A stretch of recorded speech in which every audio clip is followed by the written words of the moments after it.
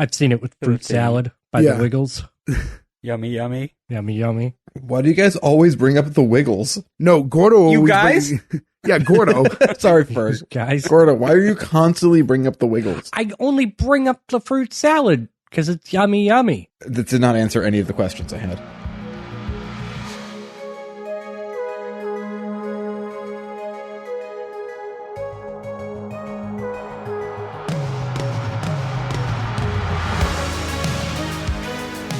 Welcome back, everyone, to S1E1, the show where each week we pick a different sitcom, watch just the first televised episode, and ignoring any knowledge we may have about the future run of that show, decide if that's a show that we want to greenlight or cancel. This week we're talking about Letterkenny.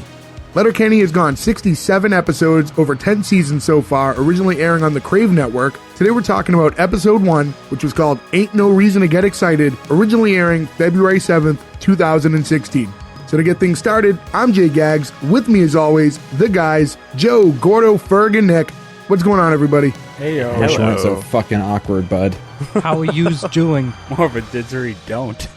Let's do this shit, Super Chiefs. I've been waiting for this one since we started the show. This is a show that came into my life only a couple of years ago and is equally as quoted as like The Office or Seinfeld. We quote this all the time at each other. It's pretty quotable, yeah. So, yeah, to start, well, Joe, you're the one who picked this episode, right? Is there a specific reason? Just the love of the show? Yeah, I just love this show, and there's a new season that premiered right at the beginning of January, so it was on my mind. We rewatched the whole season for like the whole series for like the fifth time. Is that season 10 that just started, or is there a newer one? I think it's 9 or 10. It might be 9 or 10. I forget because they're short seasons, but it started, I think, like or early January, maybe. Maybe you should have picked this show the week that it came out instead of Teacher Cop or whatever the fuck weird shit you chose. Teacher Cop. Teacher Cop. Baby Mantis versus Teacher Cop. And then as far as Letterkenny goes, with the rest of you guys, is this a show you guys have seen before, or just aware? Gordo, you've never seen it? No, I've never seen it. Ferg? I've never even heard of it until these two brought it up. Yeah, I had never seen it before. I heard of it. I'll say, having now watched it, it is nothing like what I thought it was. Like, I remember just hearing the name, and I don't know, somewhere in my brain confused it with something else, I think. But yeah, so only 2 out of 5 have seen it. Yeah, when we found this show, it was like a lot of people, right? Like we found weird stuff during pandemic that you sort of heard of. Like I had always heard which is crazy because one of the biggest calling cards of this show isn't on this episode, which is the "to be fair," which like you can catch Nick and I doing it occasionally, even on podcasts, right? Like it just worms its way in. But you've done that a bunch on this show, and I've never known what that was from. Yeah, it's a big Letterkenny thing. So they did this weird thing for Hulu that was just like these little clips of the characters talking to each other, but as kids, as cartoons, just saying kind of like goofy off-color things. And we had no idea what it was. And then like a month later, Kelsey was like, this is part of a bigger show. And we watched like 2 episodes and we're like, that's it. This is the whole weekend. And we just spent the whole weekend watching it. To be fair. I'm actually kind of glad to finally know what that is. However, it's like a worm. Once you see it, it becomes part of your vocabulary. I would have liked the aha moment watching this episode, but as you say, it doesn't happen in this one. It's kind of weird that it doesn't because it's such a big thing for them. So yeah, let's just get right into the episode. So we start off with it's like this title screen that just says, Letterkenny consists of Hicks, Skids, hockey players, and Christians. These are their problems. And then we get this solo shot of the main character, Wayne, who's just kind of standing in front of a barn. And then he says a couple hockey players came up to the produce stand the other day. And and that's something that I think we need to address right away is his cadence and the way he speaks is very interesting. And I'm sure at times I'll try to emulate it as we talk, but it's almost, if you don't understand how they speak, it's really tough to understand the vibe of the show. It's not even the words they use because there's like their own vocabulary for this entire show, but the cadence is so important too, like how they all speak to each other because it's so quick, but it's so unique. He's very monotone and very quick. And it's a lot of, in this first conversation, it's a lot of like real quick back and forth with other people, like short sentences, like either way, ping-ponging. And that's the whole show. It's just constant. I will say, as a big fan of this show, this ping-pong conversation style can get old for me. Some of the episodes, even a couple in this episode, I was like, I find myself saying, okay, enough, stop, like just move on. It's an adjutant for me, but most of the time it's funny. Yeah, just tough to keep up sometimes, especially where it's like a different dialect. So that can be an issue at times. Also, typically every episode I mention the actors who play these characters and what we know them from. I'll mention, we can mention their names. I don't know anyone from this show from seeing them in anything before, though. Oh, I do know him. There's one person I recognize. Who did you recognize? We'll get into it in a minute. Yeah. Oh, okay. I was gonna say, but some of the people too, like Katie is in this movie El Camino Christmas. That was a Netflix movie that has like Tim Allen and Kurtwood Smith in it. Like everybody in this is in something interesting. And for those of you who don't know, Jared Keeso, who plays Wayne, creates and writes like this entire show. Oh, I didn't know that. I had no idea about that. He's like the entire driving force behind the show. He does everything. It's him and it's Glenn. Yeah, there's somebody else, but that other person is not on the show, right? Glenn is the other writer too. They helped create it and write it. Oh, okay, all right. Wayne is like the perfect name for him. He just looks like a Wayne. He acts like a Wayne. He does look like a Wayne. Yeah. He does for sure look like a Wayne. So to get into it, there's a red Jeep that pulls up, and there's two guys in the front seat, and then a girl sitting in the back. The girl in the back is Wayne's sister, Katie. So right off the bat, Daryl and Wayne are sitting at the produce stand. This is when the Jeep pulls up with the two gentlemen in the front and Katie in the back. The produce stand that they're at, right off the bat, I was curious. Is that just produce they sell in front of their house? Yeah. They own a farm. Because it doesn't like get addressed that much in this episode. It's, we're in front of the produce stand. It's obviously like a farming community, just by the backdrop. You can tell that that's like what's going on there. So obviously they're just selling some of what they're, growing. Right. Yeah, because I always talk about that they work in the farm. And if you notice Daryl's coveralls, they have a dairy farm logo on them. So he like works at a dairy farm down the road. Right. Yeah, usually they don't address it that much in this episode, but usually the every episode starts at the end of their workday, and that's them drinking beers by the produce stand. Okay. Oh, okay. And this is in Ontario. I know we've all been to Canada. I've been to Ontario. Has anybody else been to Ontario before? Yeah, it's based off of where he grew I've up, never just been to outside Canada, of Toronto. assholes. No, wait, Ferg didn't get invited to Canada that time. I only been to Montreal once. Yeah, that's the only time I've ever been in Canada. Same. One time in Montreal. Yeah. We played a show. The time we all went there and Ferg refused to come with us. Ferg just wouldn't show up. The time that I wasn't invited on purpose. We've talked about this actually on another episode way like early on. But yeah, to make it clear again though, we literally planned this. We were 19 years old or so going on this, like one of those, everyone just gets bused to Canada to get drunk. And, we planned it at your house. So there's no way you were unaware of this trip. I didn't go on this trip. I'm sure I was invited and I have no idea why I didn't go. At 19, I was really down for anything. You both didn't go for the same reason. Oh, so it was planned. No. No. I think Nick is trying to hint at something. Yeah. Well, we're getting a little too inside baseball. You both Probably had people shitty, listening. annoying girlfriends at the time. There it is. Yeah. Bingo, bango, Okay. bongo. Well, anyways, At 19, no. Finally Yeah. admitted it. hold on. I want to get past this because people don't know what we're talking about that well. They wouldn't have let you guys go. Yeah. Is the point? We didn't invite you. We did not invite you because we didn't want them to come. They would not have let you gone. Yeah, you were aware of the trip. Like if you wanted to go, you would have made it known and gone. Hey, you could have grown a sack. But anyways, I'm my own man, I could have went. You could have grown some Hooters. You could have grown some big boys. Could have went. I'm thinking back on myself at 19 in that situation, and it was in my personal physical best interest to have not gone. So I understand what happened. Yeah, Well, Joe would still be there right now. I went there. And Gordo, you almost didn't make it back. Okay, had you gone alone, you wouldn't have. So No. I specifically remember coming. The only thing I remember from this trip is I remember coming out of a taxi, and I think I was either looking at Nick or Jay or Derek or somebody, and I passed right out and smacked my head in the sidewalk. there's a huge chunk of that story you're missing that we can't even get into on this podcast. Yeah, so let's get move past on. that trip. Yeah, maybe one day Sounds there'll be like a a bonus great time. episode.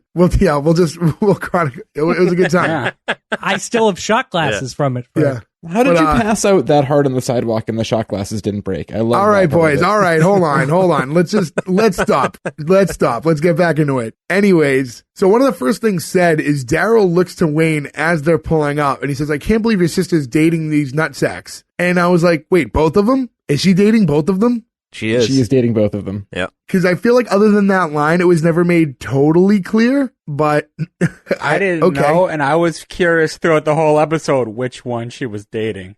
Right, so there's Riley and Jonesy. That. Yeah, so Riley and Jonesy, and Riley's the one who talks more out of the two of them, and these are the hockey players. So I kind of assumed if it was one, it was Riley, because he's like more the mouthpiece of the two. But all right, I'm glad you guys did specify. Yeah, that comes up much like in the show later on. It's a huge storyline, but yeah, it's weird they don't address it more than the 1 second in the first episode. Yeah, it's not weird that you're confused by that, because coming from the first episode, you should be. Yeah. All right, and Riley's played by Dylan Playfair, who he's the only person I recognize from anything, and that's because he's the coach of the Ducks in the new Disney Plus Mighty Ducks show. Oh, okay, interesting. And interesting enough, actually, his father, Jim Playfair, actually played in the NHL. And both of them were in like a Gordie Howe movie. They both are like in hockey stuff before this. A bunch of people in this were in the second Goon movie. So like there's a lot of hockey connections. Quack.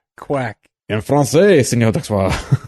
Right away, you can see this tension between Wayne and Daryl and the hockey guys. And right off the bat, when Riley gets out of the car, he says, "Nice onesie. Does it come in men's?" to Daryl. And Wayne says, "Well, I think you come in men enough for all of us." And then Riley tries to get back on him quick. He's like, "I think you better come in you better come up." And then his buddy Jonesy kicks in and goes, "I think you better come say that to his face, you fucking hicks."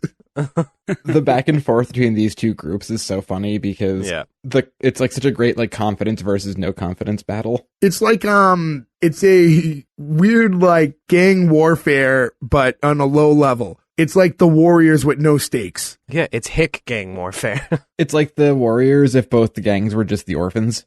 It's like it doesn't really matter what happened at all the entire time. Yeah. Now, this is great, too. This is rapid fire comments back and forth, and it goes on for the first 2 minutes of this episode. They give you so much in 2 minutes. I was going to say, like, the first 2 minutes of this, in this first back and forth, is just, it's so hard to keep up. And it was funny, the back and forth. Like, what they were saying was funny, but I can't remember a goddamn thing that they said because it was so rapid fire. In a lot of this, and very Canadian. Yes, very Canadian and very fast. I think it's very Canadian, but I think a lot of it too is just very this show. Like, I don't think big shoots is specifically a Canadian saying. I think that's a Letterkenny slang saying. You know what I mean? We have some Canadian viewers. If you know big shoots, I mean, big shoots would be big shooter. I think it's a hockey reference. I mean, we know what it means, but I don't think it's a common saying. It's tough to say. Yeah, our Canadian viewers can tell us on our social media. Yeah, let us know. S1E1pod.com. You can find the links everywhere to get in touch with us. Yeah, let us know, buddy. Right from there, they start talking to Wayne about, I guess he went through a breakup recently, so they're getting on him about that. And it's a lot, the way they talk is like, "Hey, I heard about your breakup, buddy. She was a sweetie for 5 years, right? Your high school sweetie, right? What's it to you?" He says, he's like, "Heard she cheated on you, buddy. That's a real kick in the knackers, bro. Just a real ouchie, bro. It's too bad she tell you not how to not fight anymore, buddy." I love hearing you say the fucking line. I'm trying to say it like you can't do it justice if it's slow. But it's so much buddy and bro after every line from the hockey players. Like, when they speak, because almost exclusively every time they talk ends in a little buddy or a bro like that. Or boys. They use boys a lot too. I like that when they had their little back and forth too. They ended it with "fourth line for life, bro," which means like, if you watch hockey, the fourth line is like the worst line. The worst line, yeah. You're still, you made it on the team, but you're on the team. You're still playing. But yeah, you're barely on the team if you're and they're like bragging that they're the fourth line guys. Now, do they play hockey for like? It doesn't get addressed here, but I'm just curious if they play hockey for like a semi-pro team, or are they just like living their high school days? What did you guys think? They play in like. I could tell you, or you can tell me what you think. It's just like a beer league that they play in. Oh, okay. All right. I thought that they were just like reliving like high school glory. Yeah, they're not days. even in like quadruple A. This is just like local town hockey. Yeah. Oh, okay. And they don't make the team sometimes. They're not the greatest players in the world. But we're going to stay, we'll try to stay to episode 1 as best we can. But one thing that I thought was notable from that conversation too, through all that, is it gets noted that in his time with his ex-girlfriend, he stopped fighting. And that seemed to be like a big thing that gets brought up from time to time throughout the whole episode, the idea that Wayne no longer fights. And I was very curious that this is the first time it comes up, but as it came up later on, it was, why is that so important to everybody that he doesn't fight anymore? Well, I think it does a good job of establishing that he at one point did fight a lot. Yeah, that you knew this guy was like a wild hitter. But it's one thing that you're someone who shoots. used to fight a lot and no longer does, but the fact that it almost seemed important to everybody that he should fight again. Well, it's also like Canadian hockey culture too, where like everybody just fights, right? It's normal. So when somebody doesn't, it's abnormal. The way I took it was he was very tough when he did fight, and now that he doesn't, it's everybody's chance to take shots at him because they know he won't do anything. That's just how I took it without any knowledge. I mean, there's definitely an element of that. And there is, because there's a little bit of almost like a challenge on their part because they're saying it, that there is a little pushback from like Wayne and Daryl. And then the hockey guys get a little, chest out, and, Riley takes his shirt off and he says, "You looking for a Tilly, buddy?"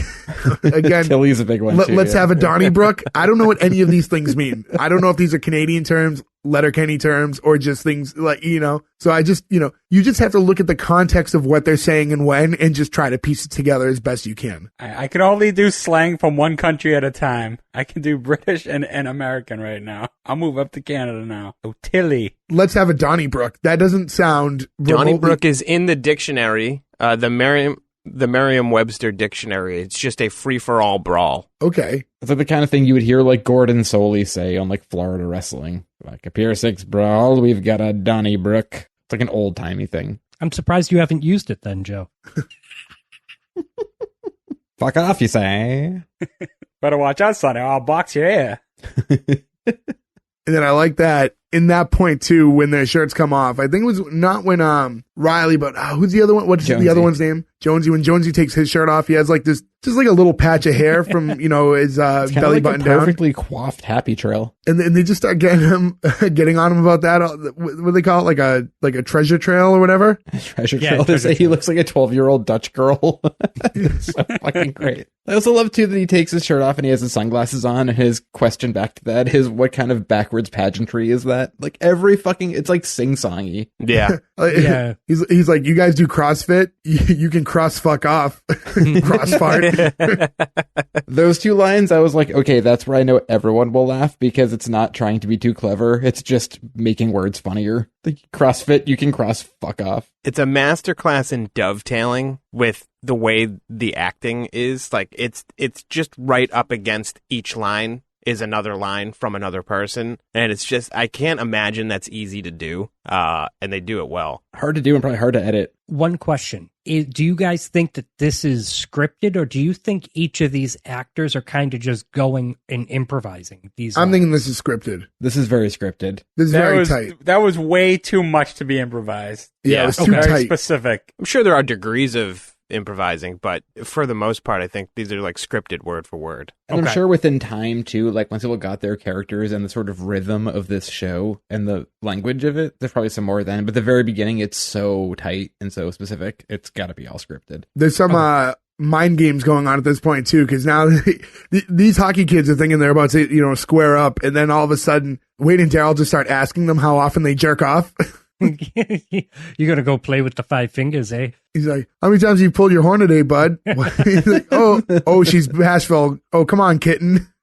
Oh, it's so funny. I love, it's a situation too where like, I'm not that person. Like, I will talk so much shit, and then someone will be like, "I'm gonna beat your ass," and I'm like, "Oh no, I'm not tough. I don't know how to handle this part of it." Where like these dudes are all so willing to fight. Like, I don't know what that other part of it is, It's different ends of people who fight or have been in fights too, because there's like, I'm sure the hockey guys have been in their share of fights, but to be on like Wayne's perspective of it, that you can go into it so calmly, and Daryl's where they can just mess with these guys in the moment too, like, because it's tough when you get into a fight, your adrenaline gets up sometimes and you're not thinking clear, and you're all ready to go. If you can still joke around and be smooth like that, it's so good for you as a fighter because you can think as you're moving and you're not getting ahead of yourself and just acting erratically. So the fact that they're able to joke with them as this back and forth is happening says a lot about Wayne and how much he can conduct himself in a fight. Yeah, he's just not worried either. Like, even if he were to fight, he knew these dudes weren't going to be a problem. Right.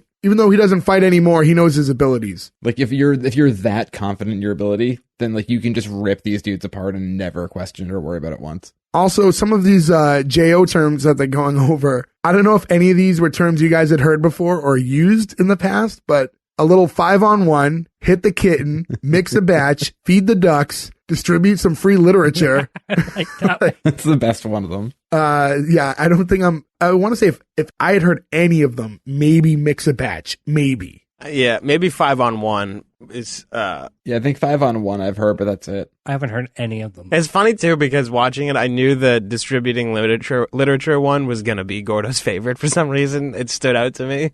Well, was that in, like, their motion when they do it? You also, like, it's hard to see. Oh, you like the meant, motion when they're jerking off. Yeah, I do. Yeah, that's another one for the soundboard. Yeah, whose boner is jerking off motion, okay? Yeah, let's just get it all out there. Clip that. Put that on the internet. No, but when they're going back and forth, he's making a motion of shaking out, like suntan lotion. No, yeah, something. I know what you mean. Yeah. And but that's the only one that they do it on was the distributing the free literature, and I don't know why, but it lent itself to be even funnier to me. And when that concluded is when Katie finally comes back out, because when they dropped her off, she went in the house for a minute, and as she comes out, she sees her brother and his friend fighting with her boyfriends, I guess, and tells her boyfriends to get out. So they go back in the car and take off. And then we get this cutscene again of Wayne again standing in front of the barn. He says it's a hard life picking stones and pulling teats, but sure as God's got sandals, it beats fighting dudes with treasure trails. I'm having a really hard time reciting some of these lines, I will by say the way. You skipped over one of my favorite part of that scene, and I think this is the thing that makes me like this show so much is the little asides where they do the Jinx buy me a Coke. Then as they're leaving, Riley goes, I'll never buy you a Coke. I'll never buy you a Coke. Yeah. It's that little shit. There's a line in this episode later on, and I've probably seen this episode 15 times that I had never heard before, and I laughed for 20 minutes watching it because I had never heard it, and it's that kind of a line where it's so thrown away and almost buried in the mix where you're like, oh, holy shit, that's so funny. I'm going to announce it when we get to that line, but I'm going to, internally, I'm trying to guess what it is. But we'll get to it. From there, we get to the actual intro, which is just there's some theme music playing, and then just kind of a piece of wood that's being stamped with the name of the show and a logo with it, like a dog logo. Again, I hate going ahead, but they don't address what that logo means. Is that something that means more down the road? Yeah, the beer they're always drinking, that's the logo of the beer. It's called Puppers. Puppers, yeah. But it's weird that they don't address that because they mention the whiskey that they drink in this when they go to the bar later. Yeah, it's weird. So with this show in general, talking to you guys, it's being made clear. This is episode 1. It's their pilot episode, but it's not. They're introducing you to their world as if it's already been going on. This could have easily been episode 4. There's nothing to differentiate. There's not a lot of establishing stuff. Well, this didn't start as a show. This was a YouTube series first. Okay, right. Well, that makes sense then. But it was just, the barn shots where they're sort of going back and forth talking. With the Shures, beats guys with treasure trails. That was what the show was first. It was just YouTube videos of Daryl and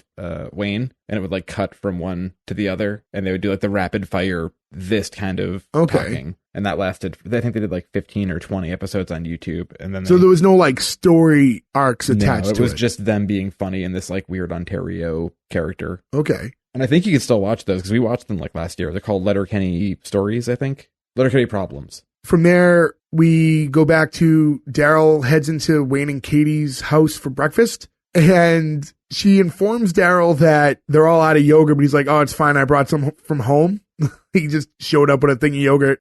There's an interesting thing, Nick had pointed this out. So, they meet up every day after work. They work in separate places. They all work in barns or farms of some sort. But they hang out at breakfast before work, and they hang out after work every day. Oh, see, I always just assumed, again, not addressed in episode 1, that Wayne and Daryl would work together. I figured, that produce stand was something that they both were financially invested in. Now, he works at a dairy barn. If you you can see, the logo on his chest. Can we get a crossover where they hang out with Pauly Shore from Son-in-Law? Thank God I'm a country boy, buddy. Ow! Meat group. And while they're at breakfast, this is when Katie and Daryl are both talking to Wayne, and they're asking him about if he had talked to Angie yet, which is his ex-girlfriend, and that it's been about a month. And they're also telling him that, like, you know, it's time to, like, get back out there and start dating again. And Katie says, like, you need to have sex, which I was like, that's so weird for her to say to her brother. Yeah, one thing they never address in the show is they do address in like a couple episodes later that they had like really hard childhood growing up, but you never know anything about their parents or why they're so close. It's kind of an odd thing though. Yeah, like you wouldn't, if my sister said that to me, I'd be like, whoa, back up this train, not happening. Yeah, it felt really strange for her to just be like, you need to go have sex. I don't know. It's a weird line for me there. I don't know. They've got to be close enough in age. I almost wonder if they were like kind of like not biological twins. I mean, they're definitely super close in age, although she seems like she's maybe a bit younger. Yeah, like maybe like a year or so younger, like, but close enough in age where they'd hang out. So maybe it wouldn't be so weird to say that if you had a brother or sister that close in age to you. Just with that friend group, she's just one of the guys, basically. That's true. Yeah. And Daryl follows up by saying that he should go with him to that Christian group that he hangs out at, which does come into play later on, but I guess that's how he goes about finding Christian girls. Girl. Yeah. And right before that, actually, the one thing I skipped by is they mention his lack of fighting. It was like, you're not even fighting anymore. It's like, I don't know why. Even if he was good at it, I don't know why everyone wants him to fight so bad, because that's not a good habit to be in, but I guess maybe culture is different there. So I don't think they want him to fight. I think that's just such a big part of his life before that. Now that he doesn't, part of it, he's changed, is what they're pointing out. And I think Ferg's like spot on for this. And it's a weird thing, like analyzing a show you've seen all of and trying to just keep the pilot in mind. But it becomes such a big, the fighting thing does get explained. Well, it does get addressed in this episode, but like it was just really weird. I agree. It was just really weird that they keep bringing it up. So you got to know it's got to come like down the pike soon enough. I think this is one of those things that is very much symptomatic of how TV shows, and we've talked about this before, we've touched on it a little bit, but how TV shows are made now versus how they were 20 years ago, where they just expect that the credits won't even roll all the way through before episode 2 is just playing. So you don't watch it as 10 episodes anymore. You watch it as 1 5-hour movie. Right. So then you never even think about it. Because now watching one episode at a time, which I had never done, I'm like, oh, and you guys are talking about it. I'm like, oh, that is kind of weird. They don't address that. Because every time I've ever watched it before. Yeah, because by the time you took a break from it, you had already realized it. Like you couldn't have done that with a show in 1987 or 1997 or even 2007. Right, but yeah. Now this is just how TV is. I also like that in Daryl's attempts to get Wayne to go to this youth group with them, Katie was kind of like, why don't you just finish your yogurt to Daryl? And she says there's millions of starving kids in the world. And he's like, yeah, name 10. Her look at him too, like, what the fuck? It was such a good line too. It was like, it's funny because you think about it that way. It's like, obviously it's a big problem, but then it's like, all right, does this personally affect you? And then you think back, like, I can't name anybody. So yeah, it's a way of being a real shithead about it without having to be too much of a shithead about it. Yeah. Technically right guy. And then after that, Wayne goes outside to, I don't know, just get away from that conversation. I assume he probably doesn't want to talk about his ex-girlfriend. So he's just going to have a cigarette outside by himself. But Katie follows right behind. A dart. I'd have a dart. Yes, a dart, as they keep saying. And she says, you need a distraction, something fun, and like shows him Tinder on her phone and like, you need Tinder, which apparently was already set up for him because he's just starts swiping immediately. He's just looking at it and trying to figure out how that works. I like to think that she made a profile for him. It's possible. Also, not how Tinder works at all. Knowing that Katie desperately wants her brother to have sex, apparently. So yeah, she set up the Tinder forums and everything. Well, he's just talking about nutsacks all the time, just hoping that he can, channel it somewhere else. Empty it out. I think she just sees her big brother, her protector, is hurting, and she's trying to get him back on track. Well, maybe she should get him on something a little bit more serious, like, an eHarmony or Christian Mingle. Well, even there, I've never used a dating app. Isn't there a Farmer's Date one, too? Farmers Only. Yeah, there is Farmers Only. Yeah. Has anybody here ever used a dating app? I've just never used one before. It kind of came and went before. Yeah, like Tinder and Bumble and those things, which I personally, like, despite having them, like, hate them. The idea of them to me are if you're just swiping and there's a mini bio, right, that has your name and your height and, you know, what's your religious beliefs? Do you drink? Do you smoke? And you write something witty about yourself at the bottom, like a half paragraph. But you're deciding, like, okay, you're just going through and forget all the profiles because most people aren't reading them that deep. So they're just swiping left and right saying, yes, I like your face. No, I don't like your face. So then you and someone on the other side, if in my case, heterosexual, I'm swiping for women. So if a woman's looking at me and happens to like my face as well, it'll say, hey, you two matched. Talk about it. And now you just have to jump into some conversation where you're just saying some corny one-liner, icebreaker, or whatever to like engage in the conversation because all we know. Different from real life, though. Every relationship is based on attraction first, which then turns into interest. Sure, but I think when you meet someone in the wild, in public, or through someone, when you meet them in person, you get a little bit of a vibe for your personalities and if they match. But when you're just matching on an app based mainly on the idea that you just like each other's face, then all of a sudden you instantly have to engage in conversation. And you're not going to go for a girl in the wild that has an ugly face. You're going to see an attractive girl. But that's not the point. But I don't think the idea of people just randomly walking up at a bar and meeting a girl, like that doesn't happen as often as, I mean, it does happen, but not these days.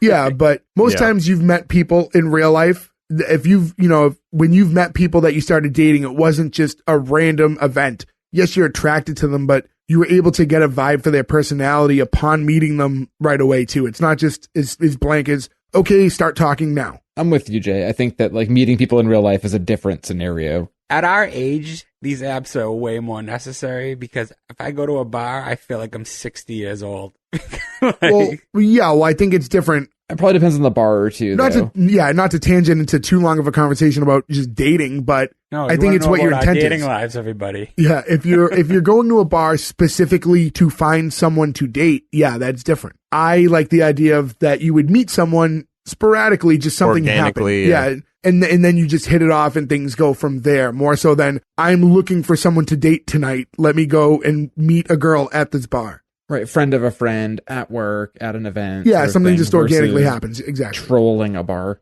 Yeah, that'll conclude this week's Tinder talk.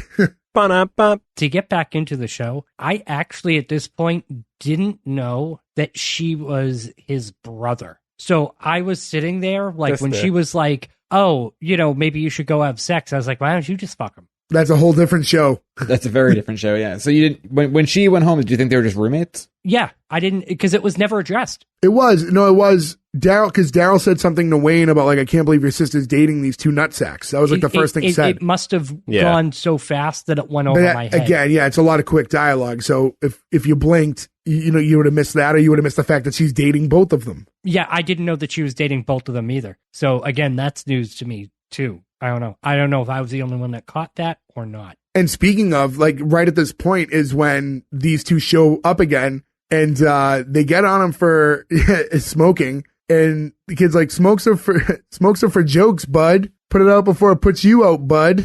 Trash the ash, pal. And they were dipping the whole time. Yes. Yeah, and that was when they went back and when they were fighting the first time. Hold my spitter. Hold my dip cup. Hold my spitter. Like, so, I mean, dip is worse than smoking. It is also, I don't know if you guys are friends with any hockey players. It is so painfully accurate how these guys are portrayed to some guys I know that play like beer league hockey. It's very, very close. And also, we grew up in a pretty big hockey town, and these dudes are very accurate to a lot of people we grew up with. For sure. Yeah. Katie grabs the lit cigarette, though, and tosses it in the Jeep as they're heckling him about the cigarettes. And they're so painfully Canadian right there, because they're like, put it out, someone put it out. You're going to make the Canadian fans not happy right now, Gordo. Ooples and bananas. And then, and as that scene concludes, we get to, it cuts back to the fruit stand. And we got Wayne, Daryl, Katie, and now Dan. It's the first time we meet Dan. Squirrely Dan. Squirrely Dan. Squirrely Dan. And they're asking for him to tell the fishhook story. Does anyone want to recount the story? Do any of you guys know it well enough to tell it? I mean, I can give the minutes, I guess. I can give you like an overview where they were riding down the street and with the Confederate flag in the back of their truck. And incorrect. You were incorrect already. All right, Joe, you your saw turn. Somebody else who had a Confederate flag in the back of their truck.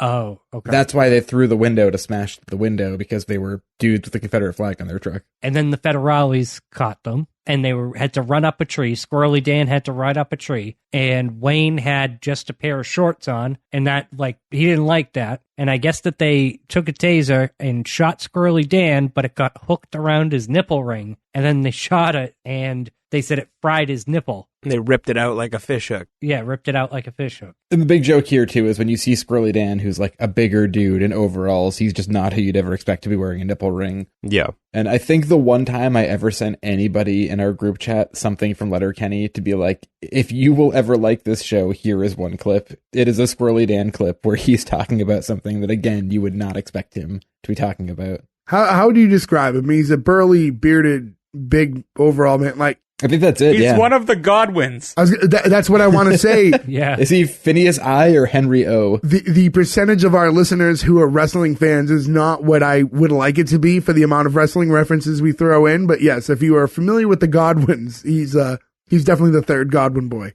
Wasn't there a legit third Godwin? Like No, it was just Spike Hillbilly Dudley? Jim. No, Hillbilly Jim was the third one. He was like the He was manager. always with them. Because he was their uncle, I want to say. Or am I thinking of Uncle Elmer from the 80s? You're probably thinking of Uncle Yeah, Al. that was with Hillbilly Jim back Stop. then.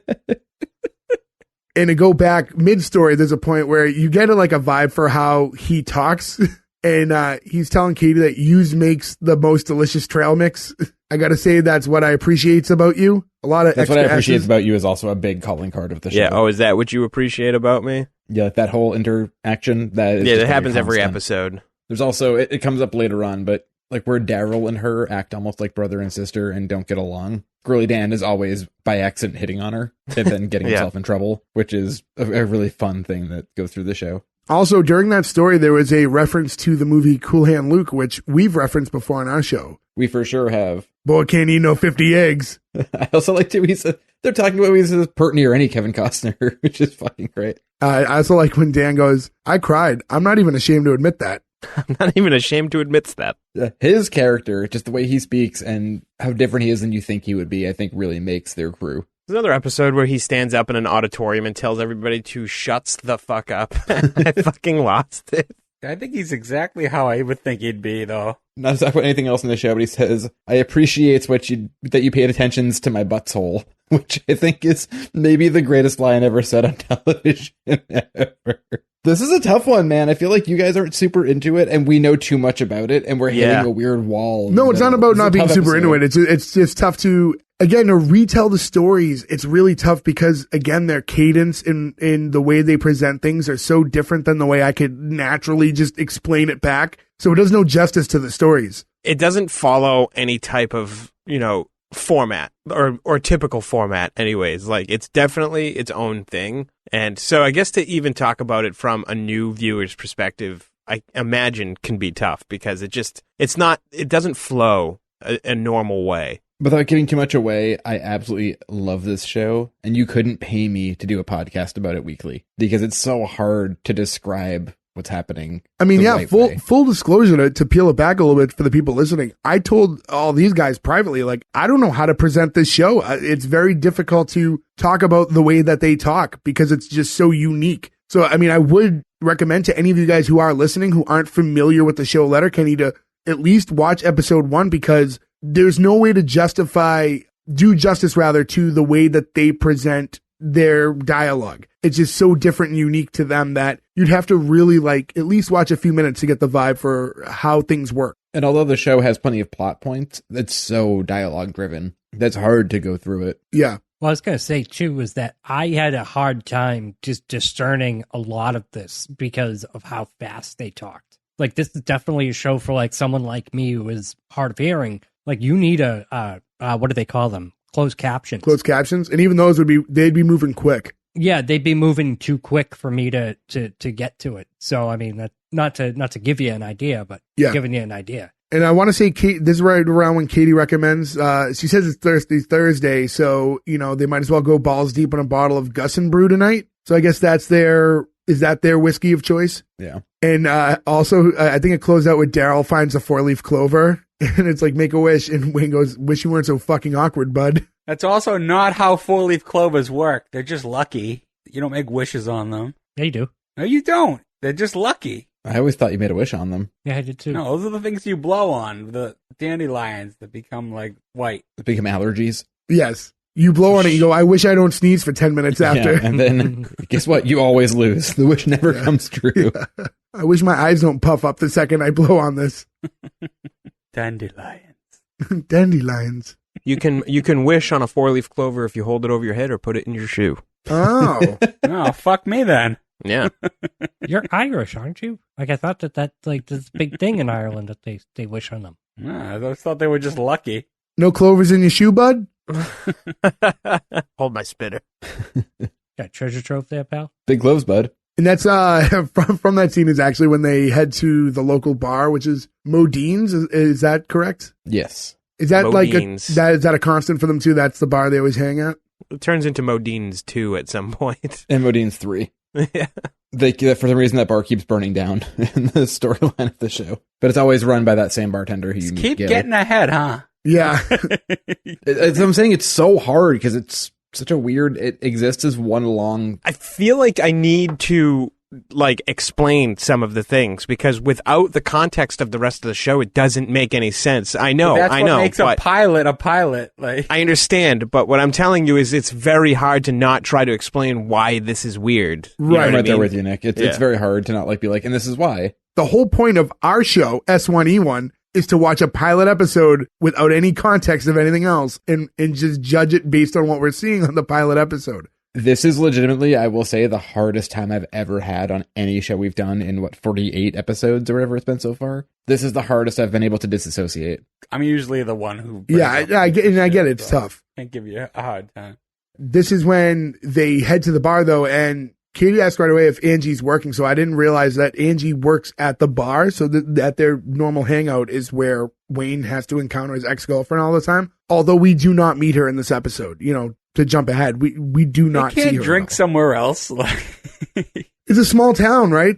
It's a really small town, yeah. That's they're a rural farming community, and that's a the local one watering bar. hole. So at the liquor store and drink at your house. It's not like they're still just socializing with one another. Yeah. But there's other people there because you meet McMurray, you meet these different people in that situation. And luckily Katie's not working. It's Gail behind the bar. I mean, take that for what it's worth, because Gail is a very interesting character right off the bat. Oh, yeah. She's got some fucking teeth. You see, like, she's like a horse. Like my God. I didn't notice it at first until when she's drunk. I don't want to go hard. When she's drunk later and get in their face, they stick out. And they can poke his fucking eyes out. Man. I mean, you're not wrong. They are pretty large teeth. Yeah. She has some long teeth. So in any event, when they all sit down, they order 4 shots of that Gus and Brew. They offer, to, pour one for yourself, Gaylor, as I think Daryl calls her. Is that her actual name, by the way, Gaylor? Or is that just a funny? So. Yeah. I think that's just their. Yeah, it's just being fun. And then she says, "Oh, thanks, but I'm off the sauce." And she starts going over all the vitamins she's taking now. And after she lists the 20 vitamins she's taking instead of drinking, Wayne's like, "Yeah, but how many darts though?" Meaning, cigarettes. And she said 20 to 25. So she's a little over a pack. She said sometimes she'll go up to a pack and a half, but never 2. A pack and a half a day is a lot of smoking. It's been many, I know, we got some smokers on the panel. I no longer, I'm nicotine free these days. I think at my height of cigarettes though, I was at pack and a half a day. Was my Jesus steady for a little while. Yeah, you smoke. I mean, in true J fashion, you do nothing unless it's in excess. So I'm all in on everything I do. Never anything positive. Yeah, at our younger days, with minimal sleep, a lot of caffeine, and drinking all the time, I would definitely hit days where I would hit a whole pack when you were 20, because you were up for 18 hours and you're just drinking and smoking. It's youth. Yeah, once you start drinking, because that's the problem with that too, right? Once you start drinking, you're just overly smoking. Somebody else lights a cigarette up, you light one up. The day after drinking with the smoker's lung, party get party lung, it's the fucking worst, dude. But yeah, she's smoking almost 2 packs a day. And so they said 20 to 25, and I forget, I remember buying packs of cigarettes in Canada before. Are there more than 20 cigarettes in a pack in Canada? There were 25. Because I think there were 25. I was in Canada a couple years ago. We bought cigarettes and they were just 20. If you buy the American brand, but I could have sworn there was a Canadian brand that had 25. Oh, maybe. Yeah, we were just buying Marlboros. I remember buying a pack of Canadian cigarettes out there, but I don't remember. I mean, it was like a one-off, so I don't remember. I specifically remember buying the long pack because it was long, and the crushed it with their fucking huge heel in the goddamn strip club. Whoa, Yeah. My goodness. The sex worker, Gordo. Also, that's a much longer story to be told. I mean, I'm sorry. She wasn't she was a stripper, and I was at a strip club in Montreal. Backpedaling. yeah. And it was like the coolest story, and like Ferg wasn't there.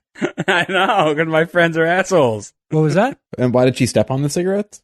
Because so she come. All right, fine. Let me start it off. You don't have to give the gory details, but like, was it an accident, or did she like take them from you she and yell just "fuck literally you"? came with her fucking huge like clear boot, and she put it on my leg, and she was like, "Would you like a lap dance, big boy?" And I was like, "What the fuck? You just crushed my fucking pack of cigarettes, dude." And then the bouncer came and literally Are you fucking kidding, guy? Literally picked me up and fucking did one of those and tossed me right out on Rue St. Catherine. You got the DJ Jazzy Jeff, who's actually referenced earlier in this I episode. thought the Squire was the first time you got kicked out of a strip club. It's just the norm for you. Nope. I've been everywhere, man. Yeah. To quote Johnny On St. Cash. Catherine's too, you know those bouncers are just trained to be like, the second one idiot American even looks like they're gonna say something they shouldn't, we're just throwing the fuck it's out. routine. It's not worth it. Yeah. I mean, of course, in my massive stature, you know, they knew that they had a problem, so they had to just address it right then and there. For those of you, again, if you guys go to S1E1pod.com or S1E1pod and you follow our Instagram or any socials, you'll see video clips. We like to post clips from our Zoom meeting so you can see us have discussions from the show. You'll see how big and tough Gordo is if you want to watch any of those clips. Congress banning these guns right here. Also, I thought it was interesting. So from that point, they take their shots of the Gus and Brew or whatever, and it's a typical, like, you get a nice shot of them all shooting it back and then slamming the shot glass on the bar, which I know is like a popular thing, but I've never done that in my life. I've never just slammed a shot glass down after doing a shot. When I first started drinking, because of TV, I thought that's what you were supposed to do. Yeah, I mean, people do it legitimately, but I've never. But that is why I did it, though. It was from television. We were doing shots way too often, and we would, like, it just kept getting longer and longer. And there was this terrible show called Crazy Hearts Nashville that was like one of those fake reality shows about a bunch of dudes trying to like make it as quote unquote country singers. And like the one super drunk dude on it, he'd be like, "I want to do a shot," you know, take the shot glass and spin it around his head and then do the shot. So now if there's ever a time where Kelsey and I do a shot, we do the spin around the head, then we do the like Letterkenny, and then we clink them. It's like a 24-minute process to get the 2 ounces of alcohol down our throat. That like once a year we do a shot now. I love the double tap. Well, that's what we're talking as you step back in. The whole slamming the shot glass in the bar, is that a practice you do when you go out? Because I've never actually done that. Not twice. I do it twice now because of this show. But you would do it at least once, like shoot it back and then slam the glass down? No, not really. I don't think so. I remember actually when I used to drink, I used to up, down, up, tap it once. But like, on the you bar. don't hit it hard against the bar because you're not a jerk. You want to break No. You just out. make like a small like little tap. Like you just do it, you know, just a little tap, just enough to make contact, and then you shoot it and then put it back down. Is it meant to be like a signal that everyone go? Like, is that what like the point? Like, I thought that's point? what it was. I think it's like if you're all doing it at the same time sort of thing, yeah. Yeah. Yeah, it's supposed to be like 1, 2, 3, boom, boom, boom. After they all do the shot is when Wayne says that he has to go hang a piss. And Dan's like, "Oh, fuck." Heard that one. This scene coming up, I didn't write anything down because I was just really laughing so hard, being like, what is Gordo gonna say about everything Squirrely Dan says? I like didn't even write. I was just like, this is gonna be my favorite part of the episode, is just how much did Gordo love this one scene? Well, as soon as Wayne says that he has to piss, Dan's like, "Oh, fuck, I'm about to give birth to a pound of fudge." Oh. And then we cut to Wayne. He runs into the bathroom. This is what I thought was weird. Wayne goes in the bathroom and you see 3 urinals, so it's not a single person bathroom. So yeah, Dan could have gone. Dan could have just went to the bathroom when Wayne went in. Yeah, nobody was in the stall. The only thing I can think of is that Dan didn't want to subject Wayne to the stench. Like, he wanted to do that but if you have to go that bad. He was growing a tail. So there's three urinals, and Wayne goes far right, and he's just, you know, doing his thing at the urinal. And that's when another gentleman, McMurray, right? He walks in, and How are you now? Yeah. They do it, and there's a little back and forth. At first, he's talking to Wayne about Angie's new dude. He's like, "What a fucking dandy." He's kind of talking about him a little bit and talking shit, and then they kind of move on. But towards the end, he's like, he talks about like how he has like with Justin Bieber eyes, and I thought this is maybe the funniest part of the whole episode because he's giving him this weird face, like trying to like emulate how he perceives Justin Bieber to look. And he's like, Wayne, look, Wayne, look. and he's like, he doesn't want to look at him right now. And this is the Jay scene because then somebody comes up in the middle and then to piss just pulls his entire pants down. Yes. Look at that in my notes. He pees like Jay. Alexander. Alexander is my favorite character on the show. I'm glad that we all noted that he's just pissing like Jay. Well, what I do like about it, Alexander, so there are 3 urinals, and he comes and takes the middle one, and the first thing he does when he walks up to them, he goes, "This must be where all the dicks hang out, eh?" I like that, though, because that makes that situation, to me, less awkward. If you just, sidled in between the two dudes, because they all know each other, shoulder to shoulder, and, like, elbows were touching while they pissed. If you don't make a joke, it's weirder than if you do. And those are those urinals that go all the way to the floor, too. You gotta walk up and just let one rip, and then let everyone laugh. And just tinkle, tinkle, tinkle, brrr. I like that it takes 3 tinkles first. And then he replied with, "Our dicks hang out. Yours looks like a mushroom in a cornfield." All kidding aside, that's the worst pet peeve in the world. I hate when people talk to me in the stalls.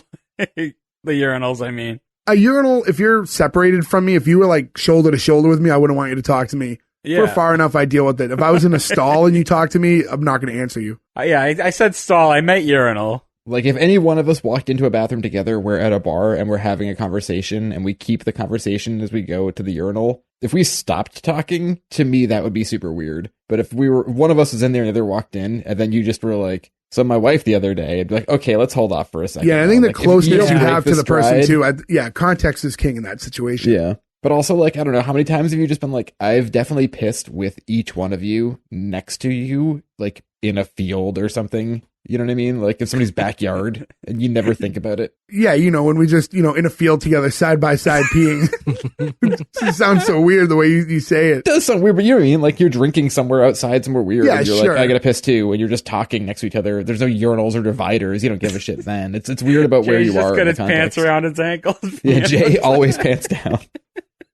Always trips. I will say it's been close to, not long enough that it should be, but, at least 10 to 15 years, right? Since I last I don't believe you. You had to have done it to be funny recently. No, young 20s. I stopped in my young 20s and I'll be 36 soon. So it's been just do it at home sometimes alone just for the thrill of the old days.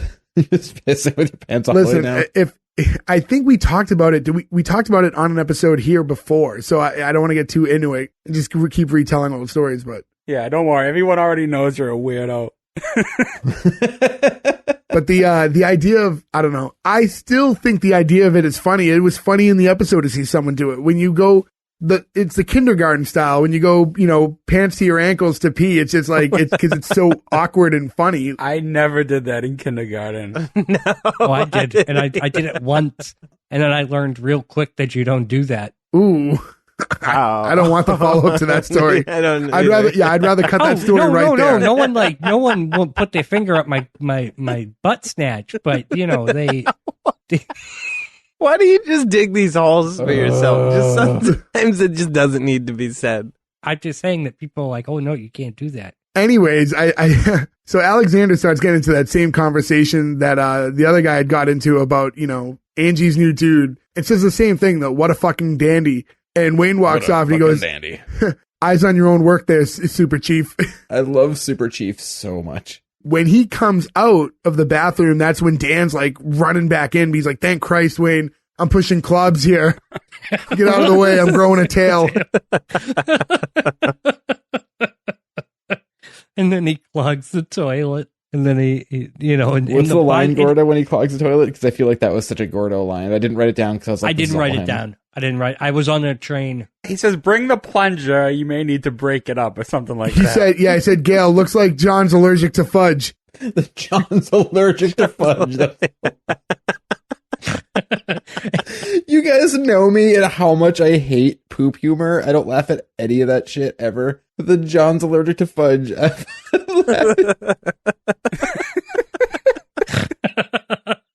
But when Wayne's back at the bar with Daryl, you can see that the bartender Gail. I should mention actually, I apologize because when they did the shots, that's when Gail was like, "Oh, I might as well join you. It'd be rude if I didn't." So she swigs from the bottle right after saying that she's no longer drinking. So to go back now, you can see that Gail is already visibly intoxicated after not very long after originally, like, saying she wasn't drinking. This pee? Like, yeah, it kicked in quick apparently, and she's being very aggressive towards Wayne at that point, and she's like right up to him, and she's kind of trying to put some moves on him, and Daryl was like, "Jesus, your breath could stop a Mack truck right now."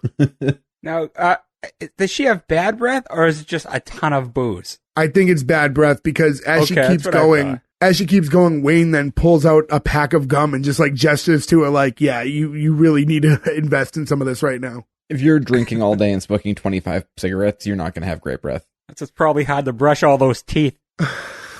But I think there's a difference between like cigarette and booze breath versus just, bad breath. They're like separate. Neither of them are appealing, but they're different. She's such a weirdly amazing physical actor too. Where like she just like contorts herself whenever she's talking. It's like I don't even know how she does it. And during I think that conversation also was Daryl trying to talk Wayne one more time into like, "Hey, let's just go to this youth group. Let's just go." And I think just because of everything going on at the bar and maybe the fact that it was where his ex-girlfriend works, he's like, "Yeah, you know what? I will get out of here." So they eventually head over to the church. She hits on him, and that's when he goes, "You know what? I will go to that church thing." Yeah, that makes him sense. Uncomfortable. That was probably the final straw at that point. So after they leave the bar, we get this really weird scene where, so according to the show, that these guys are the Skids, but they're really just like industrial goth guys. And you just see them all. It's just this random dance scene where they're all just looking and doing these strange dances. But it's just like there's a very viral like video. Thomas the Tank one. It's a bunch of goth kids like under a bridge, like industrial, like raver goth kids who dance. And it's just like that scene. I think they're purposely emulating it. It's one of those videos that now they reuse that clip with different songs all the time. So around Christmas, they'll be listening to Mariah Carey's "All I Want for Christmas Is You" and stuff like that. Yeah, the main one I've seen was it's Thomas the Tank Engine, and they're doing it. I've seen it with fruit salad by the Wiggles. Yummy, yummy. Yummy, yummy. Why do you guys always bring up the Wiggles? No, Gordo. You guys? Yeah, Gordo. Sorry, first. Guys. Gordo, why are you constantly bringing up the Wiggles? I only bring up the fruit salad because it's yummy, yummy. That did not answer any of the questions I had. It created more questions. Yeah, but so when you see that, I guess at this point, I can't be like, "What are your thoughts there?" Because everything in the show is so, I don't know, it fits weird. It has its own voice very early on, I guess. So I didn't know what to make of it, but I was very confused. I do love interstitial scenes, though. I love just cutting to something weird before you go to a bigger scene. Because it's a good way to introduce people, because it makes you, like, I guess, remember them better when it comes up again later, but it also throws you off really hard when it's happening. Yeah, it took a little while for me to realize that these are the Skids, as they call them, because that's a group that's introduced right from the title screen in the beginning where they talk about the hockey players, the Skids, everyone else. I didn't know that that's who they were because I don't know what a Skid is. I'm sure that's a term that means something maybe up there, or just in their universe, but meant nothing to me at the time. But also, like, we definitely know or knew a lot of people who fit this. Oh, yeah, 100%. Like, without saying anybody. Like, I thought of one person immediately the first time I saw this and was like, "Oh, yeah." Yep. After that, we cut right into this youth group that they're entering. And this is when we meet Margaret for the first time. And she addresses them and right off the bat walks up to Daryl and is like, "Hey, Daryl, Christ be with you." And then meets Wayne. And she's like, "Christ be with you, Wayne." Every time she says something to him, he just answers with, Yeah. He makes such a sad, weird, uncomfortable noise. And then she's like, "Oh, you made the right choice by coming here." And he's like, "Oh, yeah, why is that?" And she pulls out a lighter and she's like, "Hold your finger here as long as you can." Like, all right. After like a second, he takes it away because it's hot. And she goes, "Now imagine your soul engulfed in that for all eternity." So thank you for embracing God, essentially, because that would have been your existence had you not come in here, is what she's saying. But from that point, she now takes the finger that he had just held over the lighter into I guess soothe the burn, sticks the entire finger in her mouth. And it's very seductively does the blowjob finger thing. Yeah, I was I didn't see that coming. George Darrell goes, that's how they get you. He's Yeah. He's like holding his finger up. So he's like, does Margaret suck on the finger of every new guy that walks in there? Maybe. She must. Well, as we come to find out, it probably wouldn't do too much for most of the people in there, right?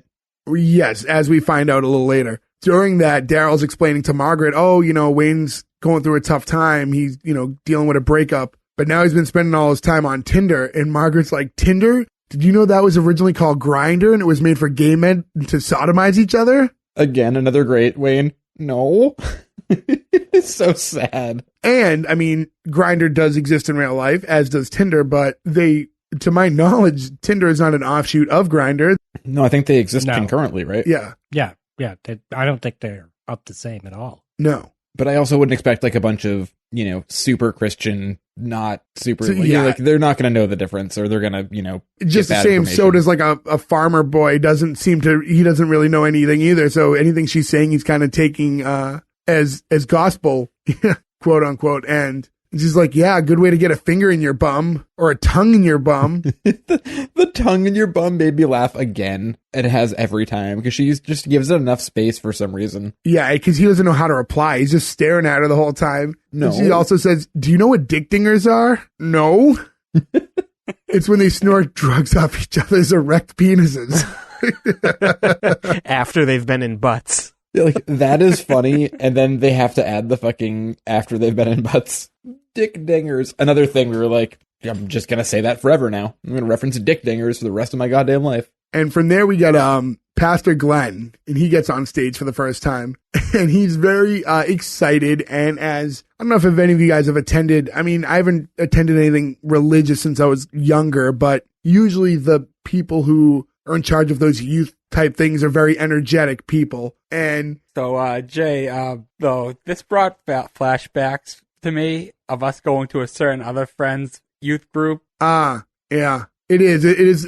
They are, like I said, they are much like this, right? There's a lot of energy and excitement. Yeah. Pastor Glenn goes, oh my God, look at this turnout. It's like, quick question for you all. How good is God? I know. I love him. He's the best. And then, second question, has anyone seen my beautiful girlfriend, Virginia? Ginny, where are you? And he calls up his girlfriend and he gets into a big, he's like showing her like she's a prop because she's not talking or reacting at all as he's showing her like she's a demonstration item. And she's dressed like a Mennonite. She's not. Yeah. And he's talking about a conversation he had with the Lord about her as he gifted Ginny to him. And he said, I will give it everything except for one thing. And he's like, do you know what that one thing is? And everyone's like, what? And he's like, vaginal intercourse. Vaginal intercourse.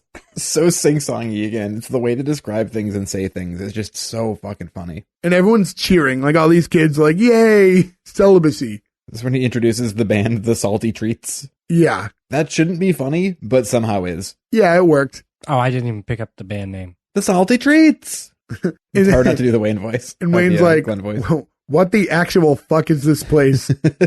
Love that he's just so sad to be there. It also shows too, like, this is episode 1, right? So you're trying to get a gauge for everybody on the pilot. It shows you, I think, very much what kind of person Daryl is. That he has the lowdown. He knows what this place is, but he just figures it'll be easy. Because he doesn't do anything that isn't easy in his life. Yeah, and Wayne's not having it at all. And he's like, why can't you just enjoy yourself? He's like, because I got this Tinder thing, and now they tell me it's for finding dudes. Does he look up Tinder? Like, does he try and fact check her, or does he download? He's like flustered by everything going on right now, and he's not having fun. So he's like, I'm going to go outside and have a dart. So he's going for another smoke break. And as you see him walking outside, you can see he's Googling what Grindr is to educate himself on it. And that's when we first meet the skids, the dancing industrial goth kids from earlier. Right. So you get Rolled, Stewart, and God, what's their kid's name? He's only there for the first season. Stewart's the one who talks the most, correct? He's the main one, yeah. And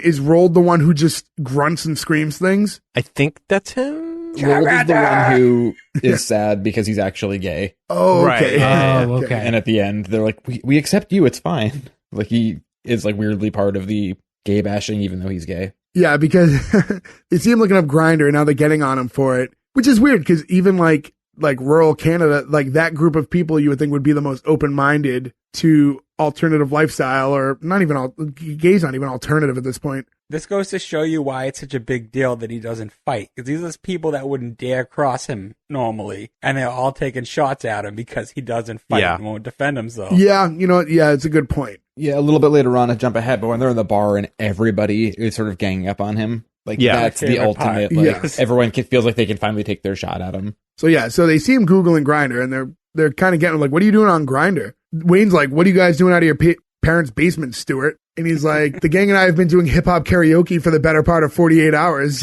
And these dudes are like just gonked out of their skulls on meth. Yes. Just naming retro things. Like they're just naming old video games. Playing Mega Man and Final Fantasy on original NES. It's like Pokemon Gold, Game Boy Color. And then he's like, gotta catch them all. And Stuart talks very fast. Like for a fast-talking show in general, Stuart's speaking very quickly, but that's the meth. He also has a very clear delivery, but it's so much different than everybody else's. Like, you get everything he's saying, but he doesn't have any sort of discernible accent to it, or like interesting twang. He starts like rapid fire naming off Pokemon. He says one line, the Disney video games are the best video games, and I gotta concur, they don't have a bad video game. I was actually wondering what Ferg's take on that was when the line he's definitely gonna feel very strongly one way or another. That original Aladdin game was fantastic. You know, Avengers of the Magic Kingdom, and then you get to like modern day. You swung on I don't know much sticks. about video games, but that Aladdin game fucking ruled. I had some for like Sega or whatever. I had like the Jungle Book game, a few of those. But I don't play a lot of video games King these days. was good too. That's the one that he mentions. He mentions DuckTales, Quackshot, and then the modern ones, they have the Kingdom Hearts games. Those games are excellent. Yeah. But just to go back here too, I do want to say, because when he was rapid fire mentioning a bunch of Pokemon, it's like Bulbasaur, Ivysaur, Venusaur, Charmander, Charizard. He's like fucking Charmander, and that's when the other guy's like Charmander. Just because he always chimes in with the grunty voice. He did it like I think once or twice already at this point, but I can't remember everything he said. It's almost like they're all hype men for each other. Yeah, that makes sense. And what's his name? What's the main Stuart, yeah. Stuart Always reminds me of like a young Billy Corgan with hair. So a young Billy Corgan? I was gonna say young Billy Corgan had hair. Yes. That wasn't a separate one. Yeah. Right. Grizzly Adams did have a beard. And they just start going into like homophobic slurs to him, but like all like cleverly worded ones. Yeah, I mean, limited to but not excluding it's like knob jockey, backdoor bandit, and then that's when the other kid's like, I'm gay but donut puncher. Yeah, he's like, this is awkward for me, guys. It's like, well, we support you. Just so shitty. It's like, well, it's like we can have one. It's like the No Homers Club. Uphill Gardner. That Homer in. Yeah, that's when like the gay one was like, this is awkward for me, you guys. We know we support you. Donald Trump of Rump. I said earlier, Oklahoma was my favorite one. Oklahoma was funny. That one's so good because it's so dumb. Yeah. At that point, I forgot they were from Canada, and I thought like Oklahoma because they're all like basically like rednecks. But like, it's like no offense, Oklahoma people. Yeah, if we have any listeners from Oklahoma, no offense. Any of our Okies out there? Okie dokie. After this weird exchange, we get back to the youth group, and it's just Glenn on the stage now that the Salty Treats are done playing, and it's Glenn performing on his didgeridoo. Which I'm trying to like. I assume everyone knows what a didgeridoo is at this point, but it's that loud. Yeah, it's like it just looks like a long, like hollowed out tree stump that people are just like blowing into. Yep, the Australian like instrument. And then when he's done playing and everyone's applauding, he goes, "Oh, stop it! You know I love ripping didge." Ripping didge. He reminds me of the character. What's that movie when he's running for office? When he's Marty Huggins. Oh, you know what? You know what I thought he was when I saw him? When I saw Glenn for the first time, I thought he was a perfect mix of. It was like if Topher Grace was playing Andy Dick. Wow. That's pretty spot on. Yeah. That's hilarious. And after his didgeridoo performance, Wayne walks back inside and he's just like looking around.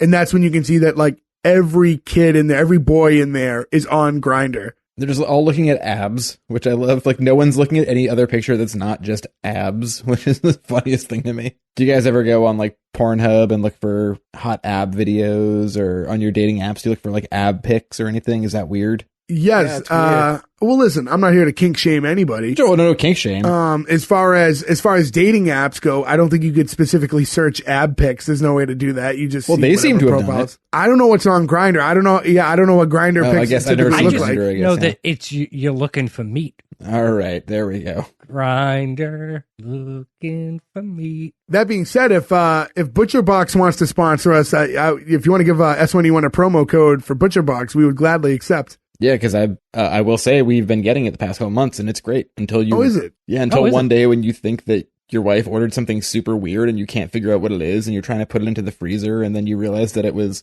just the really foggy bag of dry ice, and you burnt your hand with a chemical burn because you thought it was a weird meat, and then you can't tell anybody about it until 2 months later in a podcast because you're really embarrassed. That happened the first time. Interesting. So Butcher Block, if you want to send me some Band-Aids for that, that'd be sweet. Send us meat, or Joe will sue you. I'll be cursed. Dinner. The burgers are also cursed. My finger's really cold. Cold finger. So to reel it back in, Wayne walks back up to Daryl, and Daryl's like, if you don't change your attitude, you're going to lose out on all the girls. And Wayne's like the 12-year-olds or the 13-year-olds? Yeah, that's true. We didn't talk about the girls that are there. Like they're all like, half of them were dressed like the Mennonites. Well, yeah, Joe had said like Margaret's dressed. Well, not Margaret. I'm sorry. The Ginny. Yes. Ginny, who's Glenn's girlfriend, is a Mennonite. There's a bunch of other Mennonites there, and then a bunch of them are just teenagers. Margaret's like the only like girl of age. And what's funny is Glenn, when I look at him, you know who he'd be great friends with, ironically enough, is Glenn from Superstore, which we just covered a couple weeks ago. Can we get that show, please?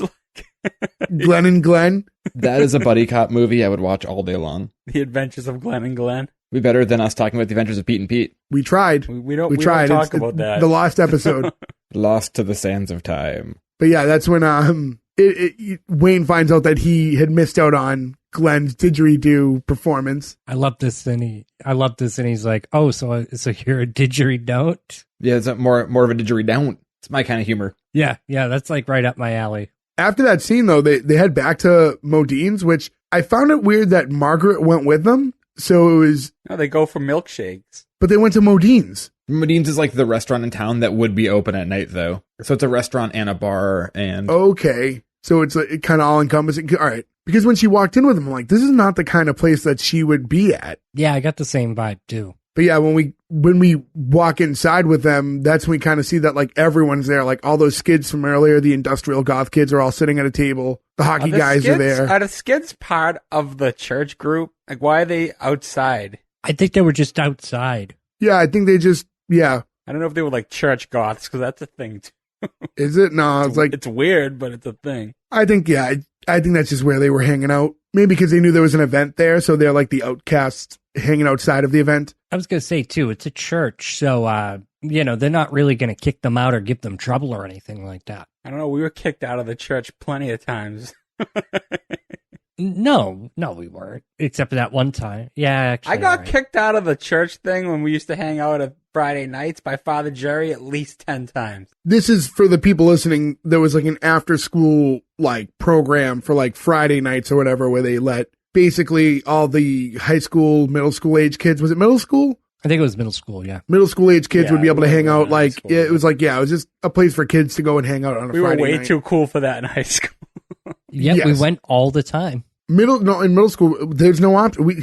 For people who don't know the town we grew up in, there were not a lot of things to do. There are currently not a lot of things to do if you're like 12, 13 years old and it's nighttime. Nothing is open past like 9 o'clock. So when they're sitting there, Stuart, one of the, the main skid, I guess, the one who does the bulk of their talking, says to Wayne, what are you doing with the fertile, Wayne? Didn't I just catch you cruising Grindr? And that's when the hockey guys like come again. They were unaware of the Grindr. But again, he was never actually on Grindr. It was just kind of got blown out of proportion. But now the worst thing that could happen is those two hockey kids now think that Wayne's on Grindr. Also, Ferg had mentioned Pauly Shore earlier, and now you saying cruising Grindr. All I can think of is Pauly Shore. Cruising some grindage, bud. But I love this whole scene though, because I love how the hockey players and the skids clearly hate each other. Yes, it's like I said before, it's like it's the Warriors, right? None of them like each other. They're all against each other. The interesting thing about this show, and you can tell in this episode, I'm not trying to jump ahead, but it does really remind me of where we grew up. Because there's like the weirdos, the jocks, all these different sort of groups around or whatever. And everybody, for the most part, got along. And there were parts where you didn't get along, but nothing ever really happened because it was such a small place that it really didn't work to like fight with people you'd have to see so much. You know what I mean? And that's what this scene sort of reminds me of. It's like, no one's going to brawl. They all don't like each other and they're going to They just all give each other shit. Yeah, yell some shit back and forth. But then like, nothing ever happens. It was very similar. Yeah, because the skids say to the hockey guys when they were like coming in, like, hey, shouldn't you boys be watching Friday Night Lights with a gym sock on your joystick? Gym sock on your joystick is a fucking great line. And then the hockey guys reply back with like talking about would they say chirp Tim Riggins first? And I didn't know what that meant. I figured that has to be a hockey reference. That's what I was thinking too. I don't know it. And then it was like mixing a little One Tree Hill and maybe some Gossip Girl. So I was thinking like maybe the Tim Riggins was something about a show that was aligned with those things. I had no idea. Like a CW show or something. Tim Riggins is the main character, season 5, Friday Night Lights. Okay. So it was reference to what they said. I've never seen Friday Night. Yeah, I never watched it. I haven't either, but I'm kind of surprised it went 5 seasons. I thought it was a movie. I think it was. It was also a movie too? Okay, all right. I think it was a movie that became a TV show. But Riley, one of the hockey guys, was, as they were going back and forth, he's like, hold on, can we pause? Because I really want to get back into this Wayne thing. And it's like, he's like, I hate you too, but he's like, I just found out that he's ambidextrous, which I think was a really fun way to describe that. Yeah. I hate you, but is very, very accurate to those type of arguments too. And then Margaret's like, what are they talking about, Wayne? I was like, he likes dicks now.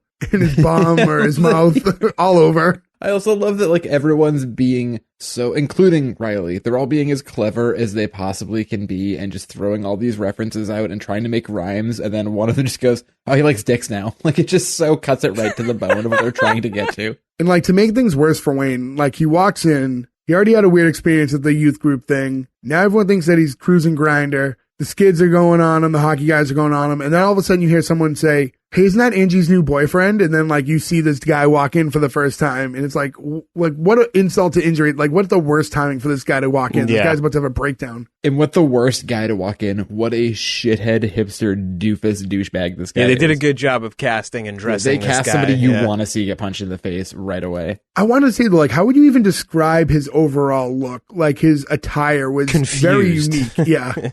He had very beaver eyes.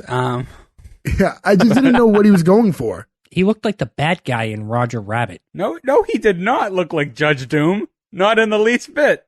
Judge Doom? He did not look like... Remember me, Eddie? When I killed your brother? I did like that!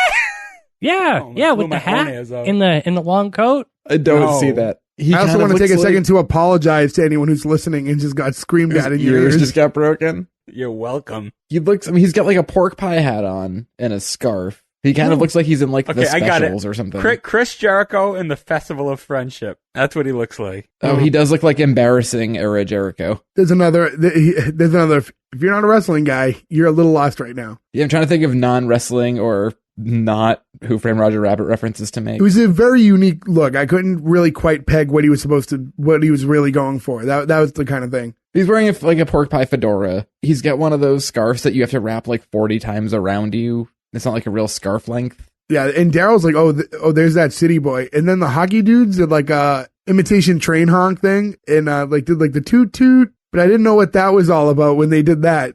What was the train thing for? I thought they were just not done making fun of him, and it just they hadn't seen the guy yet. Oh, that's what maybe. I think. Truck drivers, rules of the road, blow. No, because they do go right into it right after. Because that's when it's like, fuck, Lemony Snicket. What a series of unfortunate events you've fucking been through, you ugly fuck.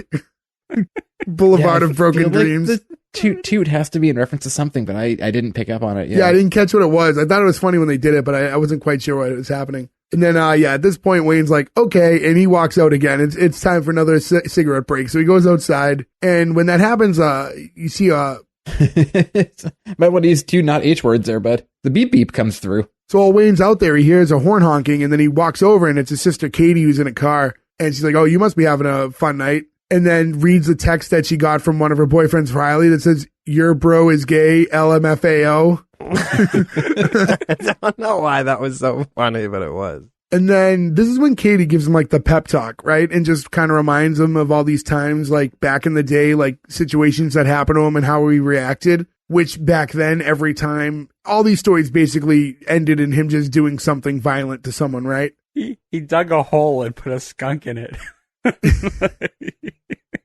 He dug 4 holes and put skunks in them. Yeah, for like people to fall into. He wasn't sure where they would fall, which means he had to find 4 skunks and dig 4 holes to make sure this prank worked fully. And I gotta appreciate that level of commitment. And then and the other one was, what did he put stink bombs in a Nerf gun and shoot them at people? On prom. Yeah, on prom. Which that's the kind of stuff where I feel like, if you thought about it organically as a kid, I don't think you could pull it off like back when we were kids. Like, I don't think you get access to the Nerf gun and the stink bombs, and us trying to make sure it worked would have just covered us all in stink bombs. Like, you'd never make it work to... Yeah. There's definitely been times that I've broken stink bombs on myself. Like, it's do shit like that. It is the worst.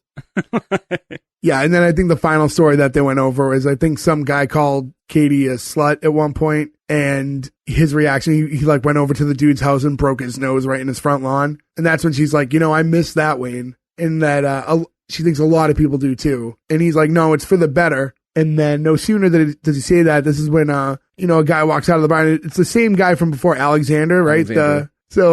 So he was the middle urinal guy from before in the episode, and he comes out and he just starts This is my peeing. line, by the way. Oh, this was it? Yeah, if you listen closely, you just hear him, You hear him say singing it. in the background, I'm pissing in the garbage. Yeah. I never heard that before, Yeah. and it fucking destroyed me. Yeah, because when he's in the alleyway, he walks up to just a pile of trash bags and just starts peeing right there. Ironically, when I said earlier that I was going to try to guess what that line was, I thought it was Alexander saying, oh, I guess this is where the dicks hang out. I thought that was the line. You thought that was the one? No, I'm pissing in the garbage. It's still Alexander. I don't know why I never caught that in all the times I've seen it before. Maybe it's because it's like edited low, like you have to hear him in the background a little. But it's so funny, and they clearly ADR'd it. So they went back and were like, wait, no, say this so we can mix it down so people will hear it. Yeah, and by the way, again, true to form, when he goes to pee, he went, pants to ankles again. Full J. It shows he wasn't just being funny. That's just how he pees. That's just how he pees. That's just how he does it. I don't know if we can, I don't know if we can call that the J anymore, right? I haven't done it in a long we'll time. call it I don't know full if I J know for now. It's the J. We'll You're call the it only the one J. of the 5 of us that pees like that. That's true, yeah. Had peed like that, not had, currently. You Your reap what you actions- sow, buddy. You got a good Yeah. laugh back in the day. Yeah. Now you're the guy who pees weird.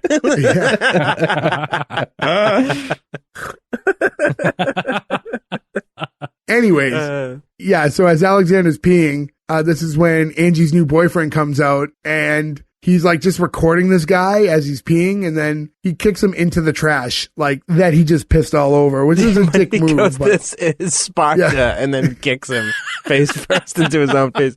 Which, by the way, I've seen this happen to Gordo. Only it was bushes instead of bags of trash. Because that's one. I'd rather go into the bushes than bar trash covered in Yeah, this. yeah, agreed. That's like puke and shit.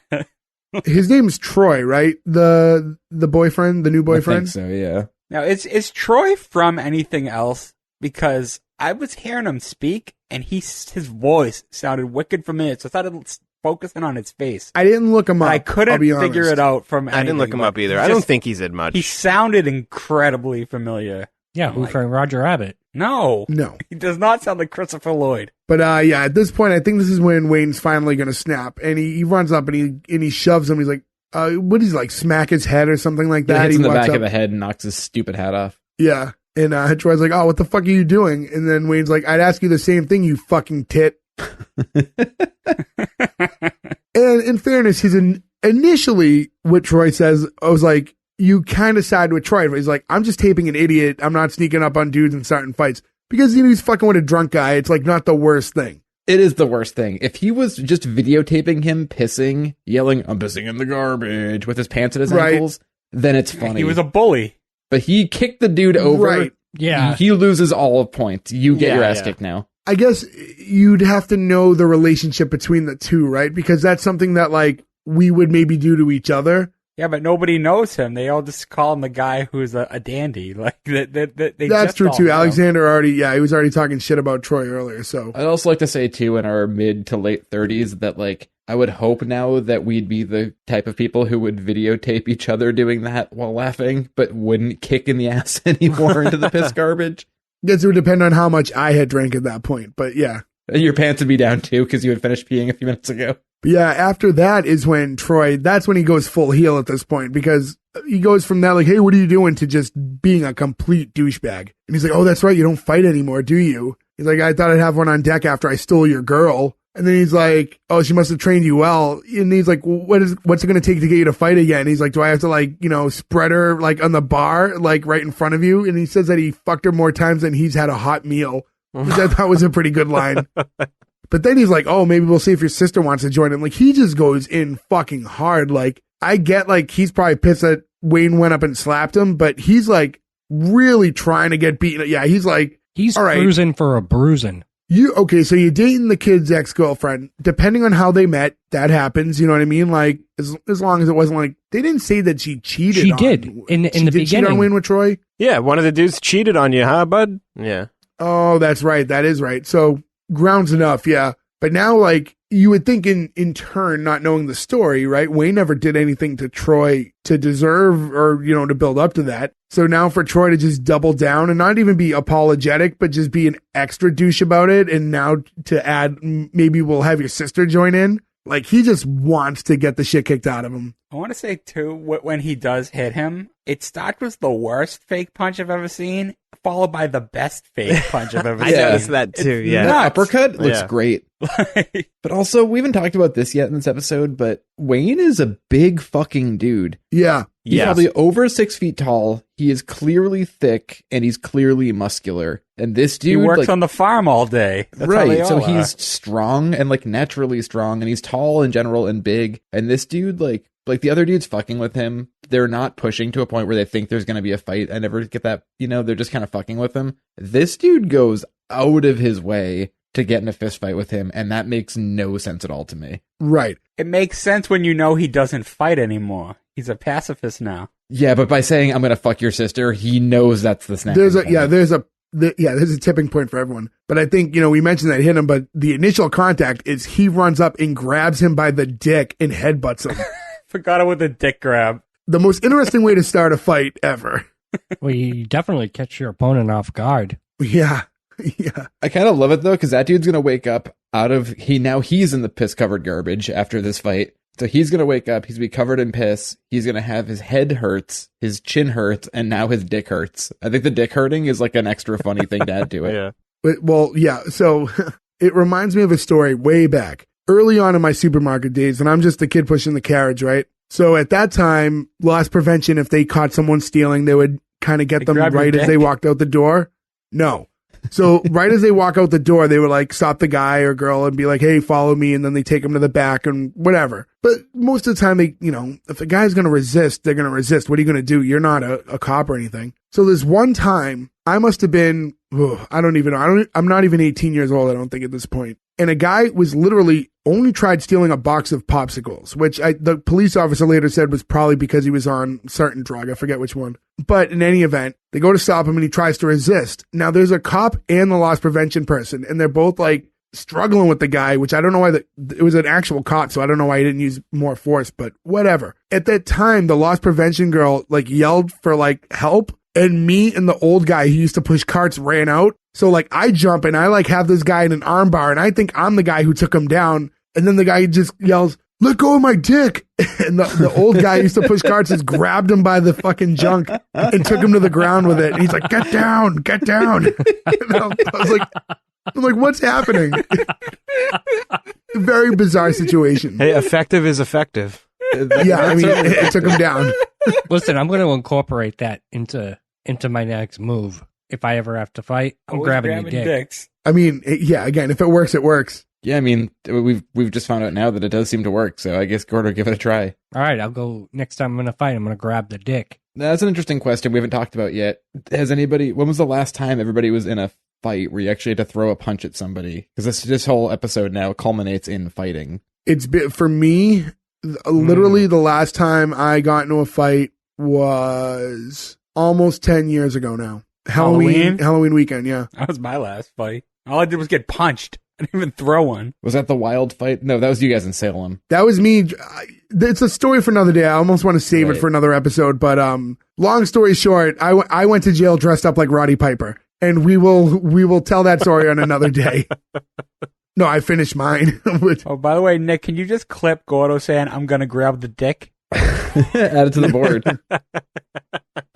The last time I remember getting in a fight, we were outside. We played a show at Charlie's in Cambridge, and some dude like dressed like he was like the fucking Buckingham Palace guards was hitting on Kelsey, and she like was like, no, get away. So we called her a whore, just like, the move you don't do when some girl doesn't want to like go with you or whatever. The nice guy tactic. Right. So we ended up getting like a sort of pull apart outside, and it was like, okay, you go your way, you go your way. And everybody here knows me. I'm like the least tough human being in the world. And then like 5 minutes later, just found myself in a situation where it was like, okay, we're in an actual fist fight now. And I like swung and I hit him like square. I was like, oh my God, I hit the guy. And in the 2 seconds that I was like, I can't believe I just hit that guy so good. I turn around and my entire moment of glory was ruined by very drunk Kelsey trying to flailingly throw a punch at him too, and just like completely missing it, like eating shit. I was like, what are you doing? There's no need for you to jump in on this.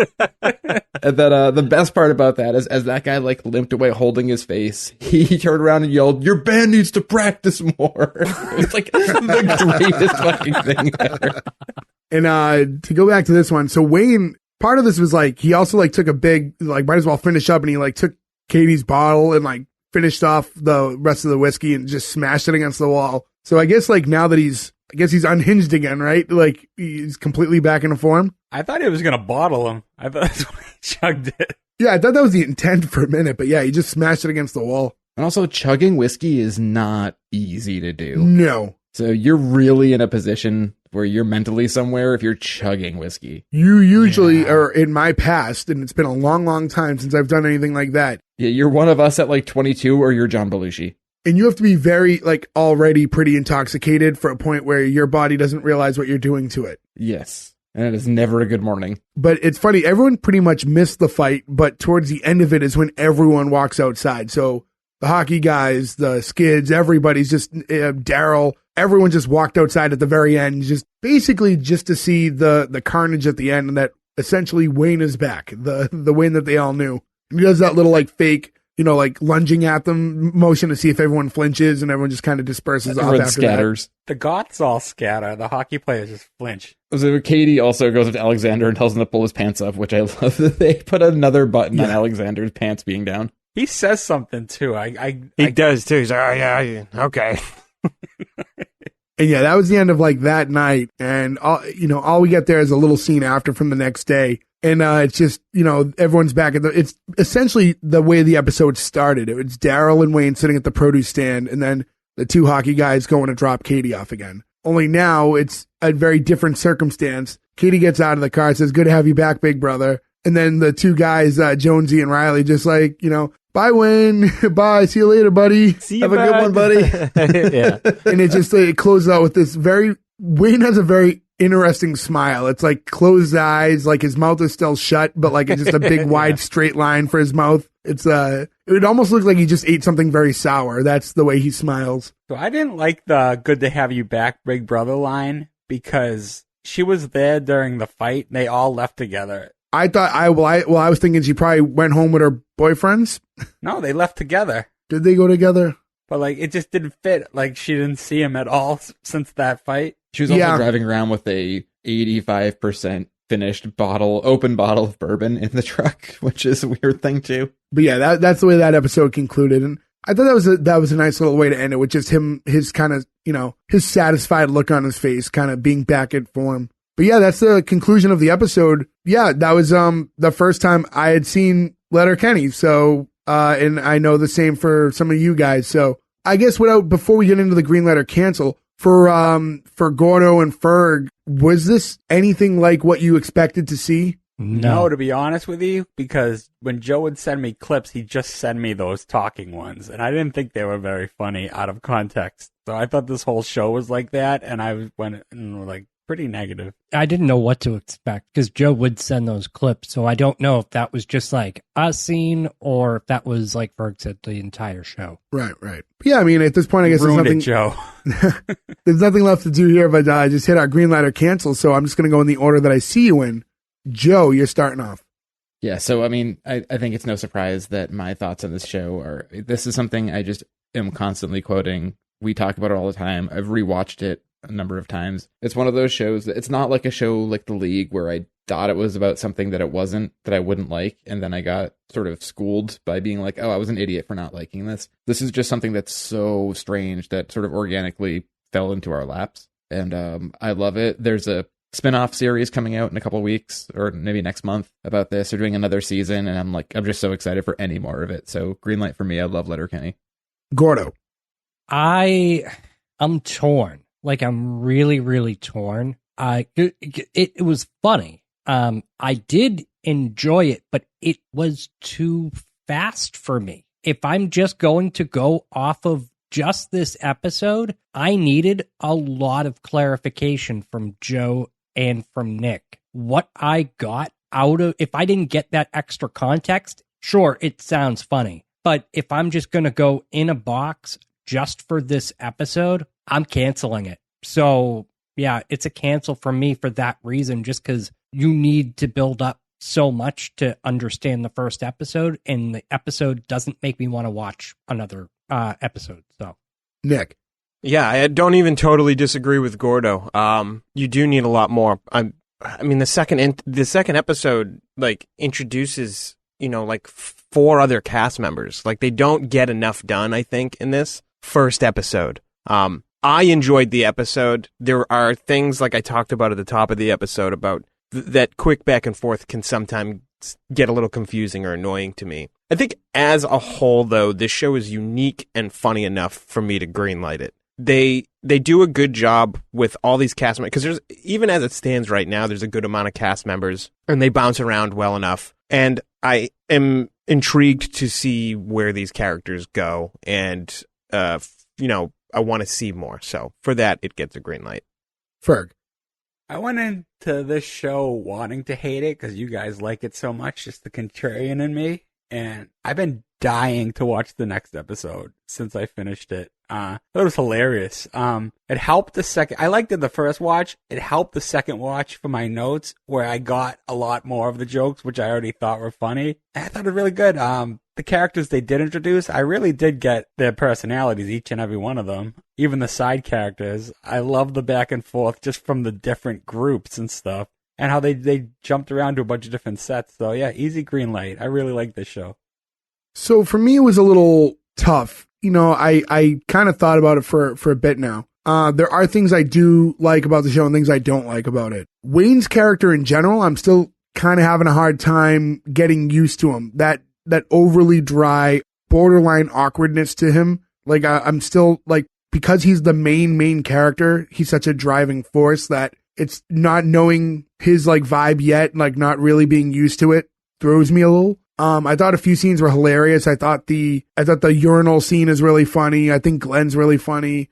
There was a lot of, like, dialogue that I liked, but it was pretty awkward. And, for what we were talking about before, in the context of so much of this stuff wasn't explained well enough, and I felt kind of lost. I felt like I was jumping in mid-season, in that there were, like, things I needed to keep checking back, like, what does this mean? What is that? So with that in mind, I'm going to cancel it because of that. I didn't have this overwhelming urge to just watch episode 2. But that being said, I also trust my friends in that when a lot of people tell me this is a show you'll probably like, I didn't hate it, but I needed more for the pilot. So for the purpose of our show, like, it has to get canceled. And I think I am going to watch more of it and continue on. But that's more on the word of my friends than what the pilot gave me. So with that being said, we still get 3 out of 5. So it's still a green light for Letterkenny. So congratulations. You do live on for episode 2. I would love to hear what anybody thinks after they watch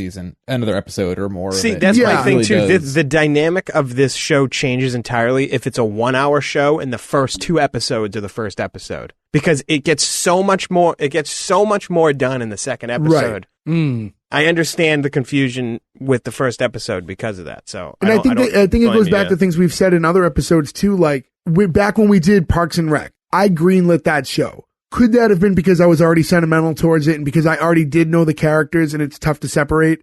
I think there could have been a little bit of that in there. Just as I think maybe there's a little bit of that in there for you guys because you do know more about what's going on. And it is tough to separate. It absolutely helps. Yeah, for sure. So I think where me and Gordo went in, we just kind of felt lost watching the episode. It's not that I hated it, but I just felt like I didn't get enough to really understand what was going on. Yeah, and to what you said, Jay, I probably will watch a second episode just because the funny parts, when the funny parts hit, they were really funny. But yeah, listen, we had a good time joking around about all the stuff from the episode. Like, don't get me wrong. Yeah, it's just that for the purposes of the show, I can't greenlight it just based on the material that I have in front of me. Yeah. Right. But with all that being said, guys, be sure to go to S1E1pod.com. That's where you can find the links everywhere to listen to us, everywhere to follow us on our social medias. S1E1 Pod on Instagram, Twitter. Follow us, share everything, let people know that we're around. Interact with us. Don't be afraid to hit us up and tell us what you want to hear, what you don't want to hear, because that stuff we take to heart. And, we can produce a better show if we know what it is that you guys want. So keep in mind, again, S1E1pod.com. Go over there, follow everywhere you can. But that's it. That's all the time we have for this week. Thank you guys for listening. Be sure to catch us back next week. But that's it. Thank you guys. Good night. Oh, pissing in the garbage.